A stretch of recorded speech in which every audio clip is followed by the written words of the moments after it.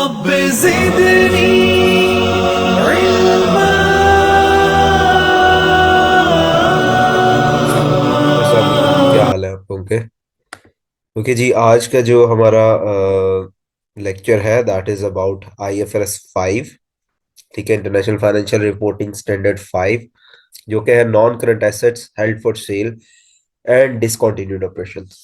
अच्छा, पहला जो इसका पार्ट है that is non current assets held for cell.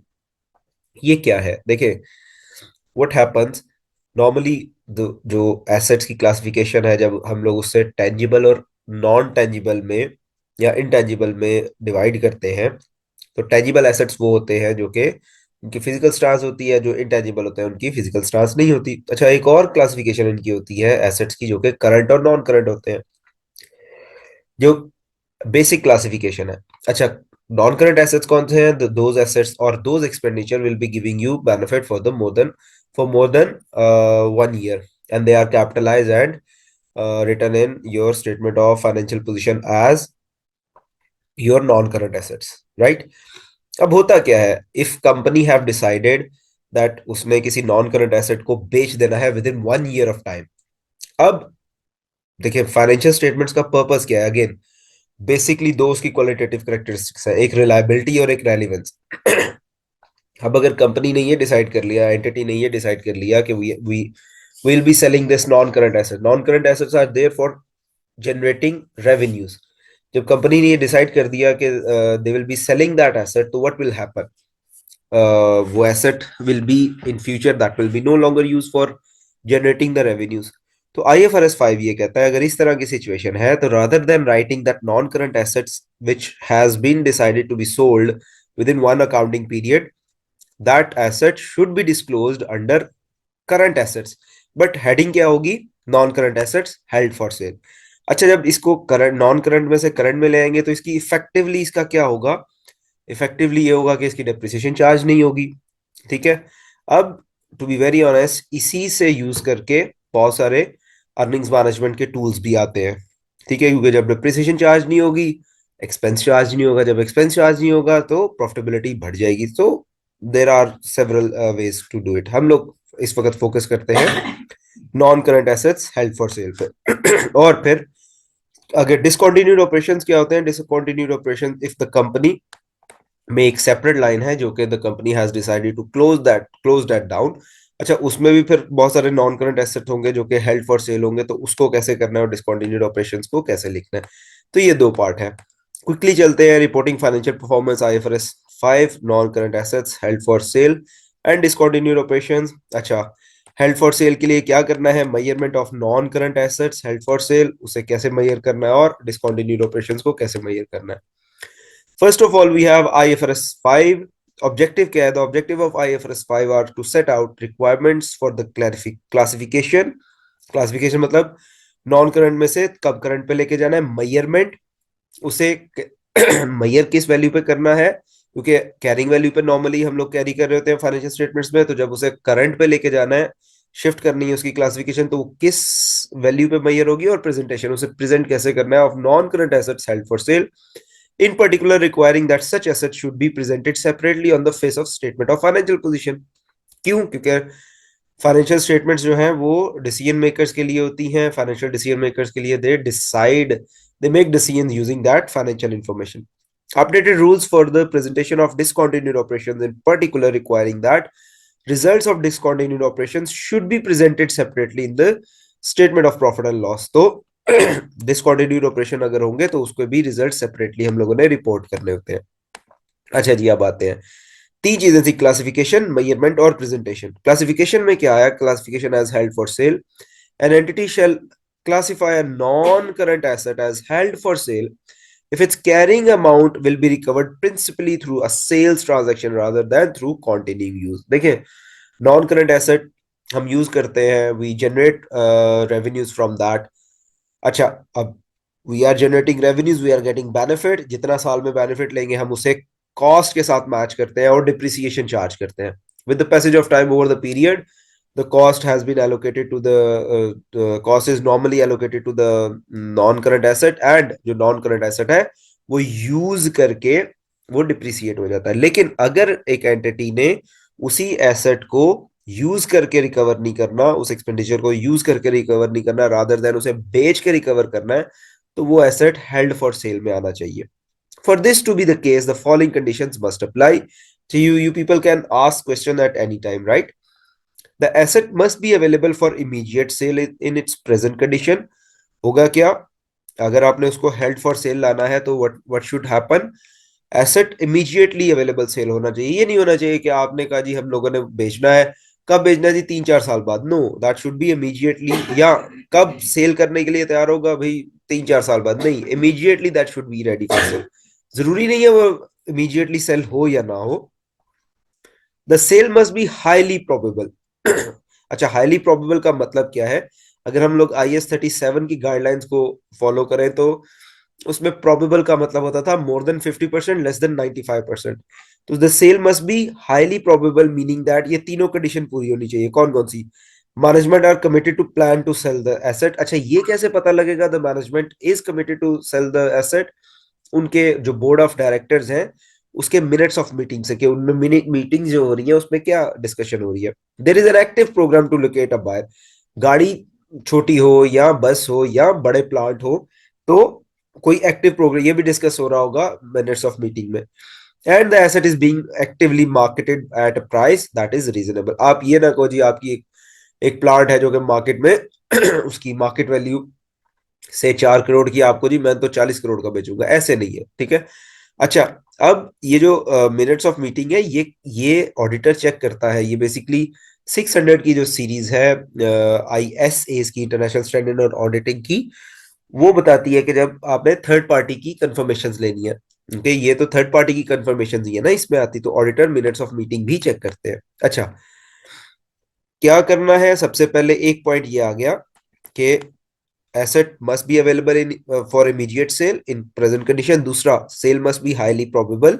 तीसरा, the sale is expected to be completed within 1 year from the date of classification. जिस दिन आपने उसे held for sale में लेके गए उससे within 1 year उसे बिक जाना चाहिए। It is unlikely that significant changes to the plan will be made or that the plan will be withdrawn. अच्छा, हो सकता है, ये नहीं है कि इम्पॉसिबल है, लेकिन पॉसिबल है, उस पर फिर ऑडिट ऑब्जेक्शन बहुत सारे आते हैं। ये तो होगी कि क्लासिफिकेशन कब करनी है, 5 पॉइंट्स है। अब आ गया मैयर कैसे करना है उसे। कहते हैं non current asset that qualify as held for sale should be measured at lower of their carrying amount, जो कि कैरी कर रहे होंगे, and the fair value less cost to sell. उसकी फेयर वैल्यू मार्केट में वैल्यू क्या है, और अगर उसको बेचने पे जो कॉस्ट आएगी, इन दोनों में से उसको माइनस कर लेंगे, दोनों फाइंड आउट करेंगे, जो लोअर होगी उस पर रिकॉर्ड कर लेंगे। Held for cell non current asset should be presented. अच्छा, इन केस कैरिंग वैल्यू है उसकी से 4 करोड़, आपके पास fair value less cost to sell आ गई 2 करोड़, तो जो 2 करोड़ का होगा वो फिर हम लोग एसेट को नॉर्मली इम्पेयरमेंट में ले जाते हैं या उसको फिर लॉस रिकॉर्ड कर लेंगे, ठीक है। वो that is a separate matter, वो देख लेते हैं हम लोग। Held for cell non current assets should be presented separately on the face of statement of financial position under current assets, not depreciated. Depreciation नहीं लेंगे। Where asset held under the sale under the revaluation model are reclassified as held for sale, these assets should be revalued using the method in IS-16 property plant and equipment और IS-40। अभी हम लोग IS-40 को देखेंगे, investment property नहीं, IS-40 नहीं, IS-41 को देखेंगे as appropriate prior to reclassification. तो जो कैरिंग वैल्यू होती है वो कॉस्ट मॉडल होता है, जो रिवैल्यूएशन मॉडल होता है उस पे फेयर वैल्यू पे आप कर रहे होते हैं, तो जो भी the scenario will be there you will apply that, ठीक है जी। ये एक छोटी सी टेस्ट अंडरस्टैंडिंग है, दैट्स वेरी इजी। हम आगे की जो अंडरस्टैंडिंग करते हैं वहां पे वो कवर हो जाएगी। अच्छा, दूसरा पार्ट था इसी चैप्टर का, that was discontinued operations. A discontinued operation is a component of entity that has either been disposed of or is classified as held for sale. देखिए, that is a component, whole entity नहीं है, separate business line होनी चाहिए। जैसे for example हम लोग कहते हैं कि एक ग्रुप ऑफ कंपनी है, बल्कि एक कंपनी है जिसमें जूते भी बनाते हैं और जैकेट्स भी बनाते हैं, तो जूतों की जो लाइन है वो बेचना चाह रहे हैं, ठीक है। तो वो एक्सप्लेन करता है, वो कहता है जी एंड डिसकंटिन्यूड ऑपरेशन क्या है? कंपोनेंट ऑफ एंटिटी है, पूरी की पूरी लीगल एंटिटी नहीं है। या उसे डिस्पोज करना है या उसे आपने हेल्ड फॉर सेल कर दिया। और represent a separate major line of business और geographical area of the operations, जैसे कि मैंने आपको बताया जूते और जैकेट्स बेचते हैं तो जैकेट्स उसने कहा जी ये लाइन में अब जो है वो उसको डिस्पोज ऑफ करना है, या जियोग्राफिकल एरिया वो पाकिस्तान में भी थे और दुबई में भी थे, या पाकिस्तान में ही कराची में भी थे और इस्लामाबाद में भी थे, कराची वाला जो है उन्होंने डिस्पोज ऑफ करना है। इस part of single coordinated plan to dispose of a separate major line of business और जियोग्राफिकल एरिया। एक ही में, ये नहीं है कि उस जो जैकेट्स वाला बिजनेस है उसमें आप कोई मशीन डिस्पोज ऑफ कर रहे हो, नहीं, पूरे की पूरी जो जैकेट्स की लाइन है वो डिस्पोज ऑफ कर रहे हो। And is subsidiary acquired exclusively with the view for to resale, या कोई सब्सिडरी है, सब्सिडरी का कंसोलिडेटेड फाइनेंशियल स्टेटमेंट्स के ऊपर लेक्चर हमारा हो चुका है। तो सब्सिडरी है जो कि इसी व्यू से खरीदी गई है कि उसको रन नहीं करना, उसको बेचना है, तो ये सारे डिसकंटिन्यूड ऑपरेशन में आते हैं। By showing the performance of a discontinued operation separately, users users can see the performance of remaining operations, enabling them to predict future performance more accurately। ये क्यों करना है, यही जो स्टार्टिंग में हम लोगों ने कहा, रेलिवेंस और रिलायबिलिटी के लिए। An entity must disclose a single amount on the face of statement of profit or loss, comprising the total of post-tax profits or loss of discontinued operation। जो आपके नॉर्मल इनकम स्टेटमेंट होगी उसके face पे क्या करेंगे, post tax profits of discontinued operation report करेंगे, and post tax gain और losses recognise on the measurement to fair value less cost to sell or on the disposal of the asset continuing that the discontinued operation। ठीक है जी। तो और कोई जब आपने उसको फेयर वैल्यू मॉडल पे लाया तो अगर कोई गेन और लॉस होगा तो वो भी रिपोर्ट कर देंगे। वो कहते हैं G N analysis of this single amount must be presented either in the notes or on the face of statement of profit and loss। the analysis must be, तो यहाँ पे वो कह रहा है यहाँ फेस पे कर दो या जो एनालिसिस है वो नोट्स में कर दो। उस एनालिसिस में क्या होगा, revenue expense and pre tax profit of और लॉस ऑफ डिस्कंटिन्यूड ऑपरेशंस होगा, रिलेटेड इनकम टैक्स एक्सपेंसेस होंगे, गेन और loss recognise on the measurement to fair value less cost to sell और on the disposal of the asset constituting the discontinued operation. तो जो भी gain और loss होगा वो हम लोग रिपोर्ट करेंगे। ये एक स्टेटमेंट बनेगी जी उसकी, कॉन्टिन्यूड ऑपरेशन की नॉर्मल स्टेटमेंट बनेगी, revenue, cost of sales, income statement आएगी, जो भी सारी आ जाएगी। जब ये कंप्लीट हो जाएगी तो profit from period from continued operation आ जाएगा। उसके बाद ये फेस पे हम लोग क्या कर देंगे, डिसकंटिन्यूड ऑपरेशन की वन सिंगल लाइन, ये पोस्ट टैक्स प्रॉफिट होंगे, profit for the period from discontinued operation यहाँ पे लाएंगे और टोटल प्रॉफिट ला देंगे। ठीक है, इसका जो एनालिसिस है वो आप यहाँ पे भी दे सकते हैं, इसके नीचे या नोट्स में भी दे सकते हैं। यही उसने कहा, the analysis of this single amount as described would be given in the notes, या उस पे ही। Alternatively analysis could be on the face of statement of profit और loss with a separate column of continuing operation, discontinuing operations and the total amount. तो तीन फिर column बना के हम लोग उसे रिपोर्ट कर सकते हैं। अभी हम लोग उसको इसी तरह तीन कॉलम बना के फेस पे ही रिपोर्ट कर देंगे। ये एक टेस्ट अंडरस्टैंडिंग है। वो क्या कहता है, वो कहता है जी saint Valentine produce cards and sold roses। However, halfway through the year ended 31st March 2016, the rose business was closed and assets sold off, incurring losses on disposal of non-current assets of 76,000 and redundancy cost of 37,000। अच्छा, ये 37,000 और 76,000 are specifically related to जो business है जो close down हो रहा है उससे रिलेटेड है। The director reorganise the continuing business at cost of 98,000। अब ये वाली जो कॉस्ट है ये कंटिन्यूइंग ऑपरेशन की कॉस्ट है, ये डिसकंटिन्यूड की नहीं है। अच्छा, इन क्वेश्चन में मेनली यही होता है कि यू हैव टू डिस्टिंग्विश, आपको डिस्टिंग्विश करना है और डिसाइड करना है कि कौन से जो है वो कंटिन्यूड ऑपरेशन से रिलेटेड एक्सपेंसेस एक्स्ट्रा होंगे और कौन से डिसकंटिन्यूड से।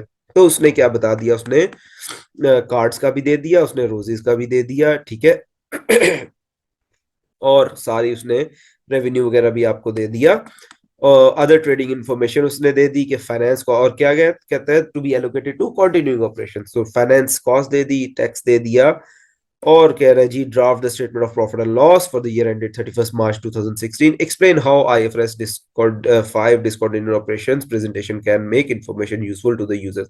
ये हम लोग ऑलरेडी डिस्कस कर चुके हैं कि जो पार्ट है ही नहीं है जो है उसके लिए फॉर द रेवेन्यू जनरेशन, तो उसको डिस्क्लोज करना है ताकि इंफॉर्मेशन जो है वो यूजर के पास पहुंच सके। ठीक है जी, तो हम लोग इस पे क्वेश्चन कर लेते हैं, इसको सॉल्व कर लेते हैं। Let me open excel sheet. आप वेट करें।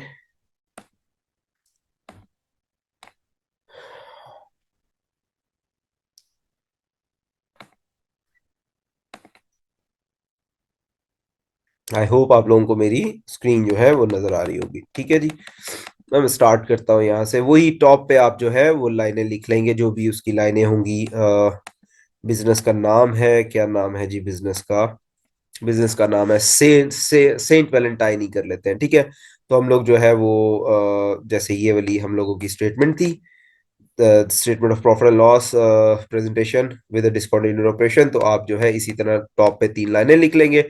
I will be starting with the revenues, ठीक है, स्टार्ट पे। अच्छा, सबसे पहले इसमें आपने ये करना है कि जो डिसकंटिन्यूड ऑपरेशन है उसकी पहले बना ले। ठीक है जी, उसकी पहले बना ले, फिर कंटिन्यूड ऑपरेशन की बना ले, क्योंकि डिसकंटिन्यूड ऑपरेशन से जो रिजल्ट आने हैं वो हमें फिर कंटिन्यूड ऑपरेशंस में यूज करने हैं। ठीक है, तो मैं यहाँ पे एक ही उसमें बना लेता हूँ। ठीक है, तो हमारे पास कौन कौन से हैं? रोजीज का है, सॉरी पहले कार्ड्स का है, और फिर हमारे पास आ गया रोजीज का। इसको मैं सेंटर इंक्लाइन कर देता हूँ। अच्छा, सबसे पहले उसने दिया जी रेवेन्यूज। तो रेवेन्यूज कितने हैं जी?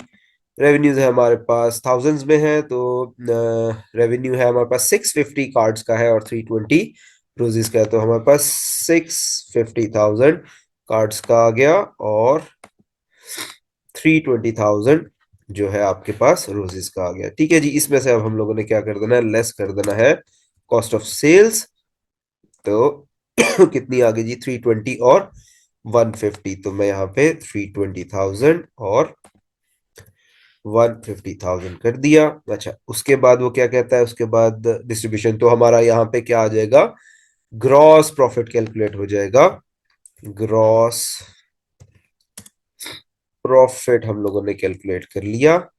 कितना आ गया जी ग्रॉस प्रॉफिट हमारे पास? एक मिनट में इसको प्रॉपरली वो कर दूं। अच्छा जी, ग्रॉस प्रॉफिट क्या आ गया? हम लोगों ने रेवेन्यू में से कॉस्ट ऑफ सेल्स को माइनस किया, तो हमारे पास ग्रॉस प्रॉफिट आ गया यहाँ पे। ठीक है जी, उसके बाद उसने 2 एक्सपेंस हमें दिए, कौन कौन से? डिस्ट्रीब्यूशन एंड एडमिनिस्ट्रेशन दिया है, तो मैं यहाँ पे लिख देता हूँ लेस ऑपरेटिंग एक्सपेंसेस। ठीक है जी, वो कौन से हैं? वो हमारे पास डिस्ट्रीब्यूशन है, और हमारे पास जो है दूसरा कौन सा है? दूसरा हमारे पास है एडमिनिस्ट्रेशन।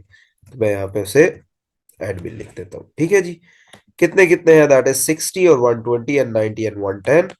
तो 60,000 और 120,000 और 90,000 और 90,000 एंड यहाँ पे आ गया 110,000, राइट। अच्छा, इसको भी मैंने क्या कर दिया? इसको मैं करके, तो अब प्रॉफिट फ्रॉम ऑपरेशंस निकाल लेते हैं। That is from GP. अब माइनस कर देंगे इसको, अब माइनस कर देंगे इसको, और एंटर हो गया। इसी को मैंने क्या किया? ड्रैग कर लिया। ठीक है जी, तो हमारे पास यहाँ पे क्या आ गया? प्रॉफिट, या ऑपरेटिंग प्रॉफिट भी इसे कह सकते हैं हम लोग, ऑपरेटिंग प्रॉफिट्स, प्रॉफिट्स। ठीक है जी। अच्छा, इसके बाद क्या आ गया? इसके बाद वो कहता है अदर ट्रेडिंग रिजल्ट्स में क्या है जी? फाइनेंस कॉस्ट और टैक्स है। तो इससे पहले हम लोग क्या करते हैं? इससे पहले हम लोग अदर कॉस्ट को माइनस कर देते हैं। अदर कॉस्ट जो है वो हम लोगों ने अदर एक्सपेंसेस कह लें। अदर एक्सपेंसेस को हम लोगों ने माइनस किया। अच्छा, वो क्या क्या है अब? क्योंकि हम लोग एक ही उसमें लेके जा रहे हैं, 2 कॉस्ट स्पेसिफिकली थी, जो कि थी आपकी 37,000 और 76,000। ये थी जी, एक थी रिडंडेंसी कॉस्ट, रिडंडेंसी कॉस्ट। अच्छा, दूसरी हमारे पास क्या थी? दूसरी थी हमारे पास लॉसेस हुए थे, तो loss on disposal, loss on disposal. ठीक है जी। अच्छा, और क्या हमारे पास आ जाता है? और हमारे पास जो है रीऑर्गेनाइजेशन कॉस्ट है। तो रीऑर्गेनाइजेशन कॉस्ट है। इसमें हम लोगों ने डिस्कस किया था, जो रिडेंडेंसी और डिस्पोजल है वो किसकी है? वो है जी जो डिसकंटिन्यूड ऑपरेशन है वो 76,000 और 37,000 है। तो 37,000 रिडंडेंसी है और लॉस ऑन डिस्पोजल है 76,000। ठीक है, जो कि यहाँ पे नहीं है। और आपकी रीऑर्गेनाइजेशन कॉस्ट जो है वो कितनी है, 98,000। 98,000 जो कि डिसकंटिन्यूड की नहीं है। ठीक है, चल लेस मैं कर देता हूं इसको, लेस का। अच्छा जी, अब हम लोग क्या करते हैं, इसको कैलकुलेट कर लेते हैं। तो ये आ जाएगा हमारे पास, इसमें से हम लोगों ने इसको माइनस कर दिया और इसमें से हम लोगों ने इसको और इसको माइनस कर दिया। ठीक है जी, ये और आ गया। अच्छा, इसके बाद हमारे पास जो है वो, अभी ये कुछ नहीं है क्योंकि अदर कॉस्ट में ही हमारे पास फाइनेंस कॉस्ट भी है और हमारे पास टैक्स की कॉस्ट भी है। ठीक है, अच्छा इसको हम लोगों ने क्या करना है, ये वो कह रहा था क्वेश्चन के अंदर कि ये कॉस्ट जो है दे आर स्पेसिफिकली किसको देनी है हम लोगों ने, to be allocated to continued operation. तो 17,000 और 31,000 जो है वो कॉन्टिन्यूड ऑपरेशंस को ही आएगी। फाइनेंस कॉस्ट कितनी है, 17,000। 17,000 और 31,000 जो है वो टैक्स की कॉस्ट है, 31,000। ये हमारे पास कुछ भी नहीं आएगा। अच्छा जी, तो ये हमारे पास कितना आ गया, इसमें से हम लोगों ने माइनस किया दिस वन और माइनस किया इसको भी, 4,000 आ गया और यहाँ पे हम लोगों ने, यही हमारे पास एक्चुअली आ जाएगा। ठीक है, तो हमारे पास क्या आ गया, प्रॉफिट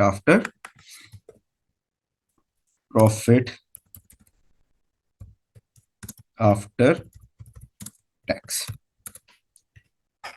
ठीक है जी, अब आपने क्या करना है, अब आपने जो उसने बताया था, अब आप क्या कर सकते हैं, थर्ड कॉलम में टोटल कर लें या इसको, अगर तो ये वाली जो स्टेटमेंट है जो डिसकंटिन्यूड ऑपरेशन की है वो सेपरेट बन रही है, तो फिर तो आप नीचे लिखेंगे। ठीक है, एक लाइन दे के मैं आपको बता देता हूं कहां पे आप क्या करेंगे।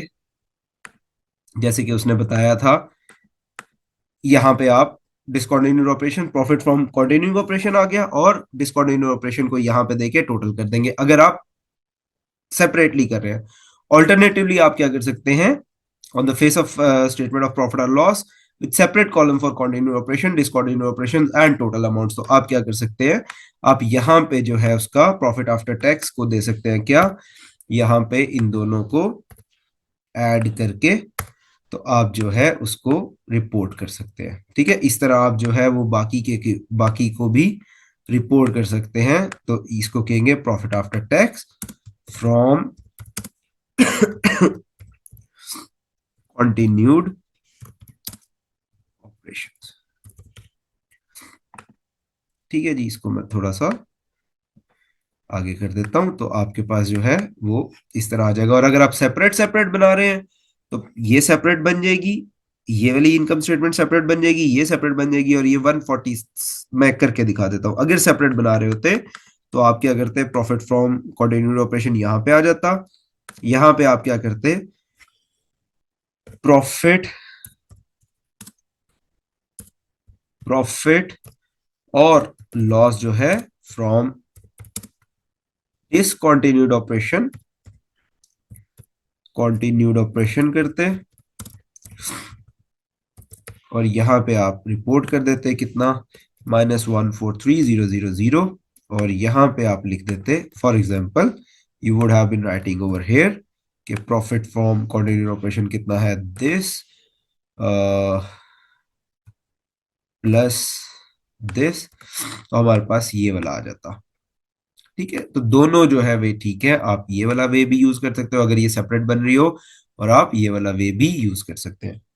ठीक है जी, कोई सवाल यहां तक, अगर नहीं कोई सवाल तो बस चुप रहे, अगर है तो यू कैन आस्क।